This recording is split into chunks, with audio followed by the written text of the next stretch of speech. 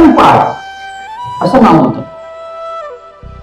त्याला त्या नावाची लाज वाटायची, म्हणून त्याने ठरवलं की आपण आपलं नाव बदलून घेऊ. आता व्यवस्था आहे तशी,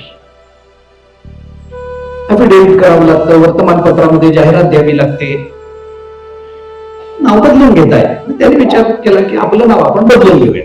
बर, काय नाव ठेवायचं म्हटलं, जरा शोधून बघू चांगली नावं काय काय, म्हणून बाहेर पडलं.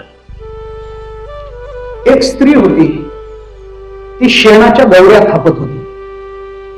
त्याने विचारलं, हे काय करता? गवऱ्या थापते. तुमचं नाव काय? ती म्हणाली, लक्ष्मीबाई. म्हणाला ठीक आहे. थोडस पुढे गेला, मंदिर लागलं, म्हणून मंदिरात जाऊन म्हणून पायऱ्या चढायला लागला, तर एका भिकाऱ्याने भीक मागितली. म्हटलं काय करत? म्हणून भीक मागतो. नाव काय? तो म्हटला, धनपाल.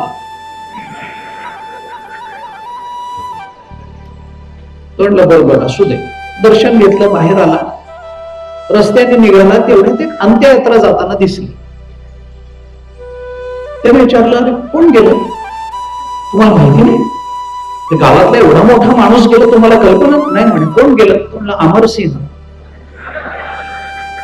मग हा घरी आला आणि त्याने असा विचार केला, लक्ष्मी तो उपया छुने, भीक मांगे धनपाल, अमरसिंह तो मर गया, सबसे अच्छा ठणठणपाल.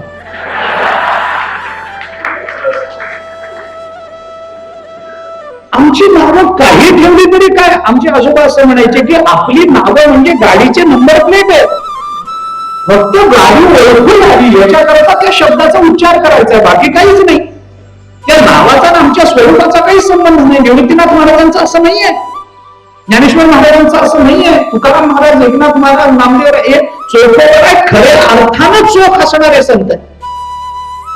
ते नाव फुकट नाही असं काहीतरी ठेवायचं म्हणून ठेवलं नाही. नाही, त्यांचं नाव तेच आहे.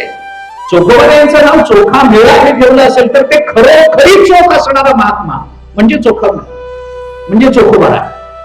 त्यांच्या नावाचा आणि त्यांच्या स्वरूपाचा संबंध नाही.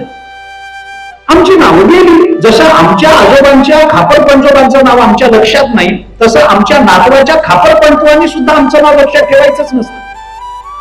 तोही आमचं नाव विसरणारच आहे जेव्हा तो कधी प्रवचनाला बसेल. तेव्हा त्यालाही तुम्ही तर हे विचारलंच आहे की तुझ्या आजोबाच्या खापर पंजोबाचं नाव आहे कोण? तर कुठे ते आपण असू.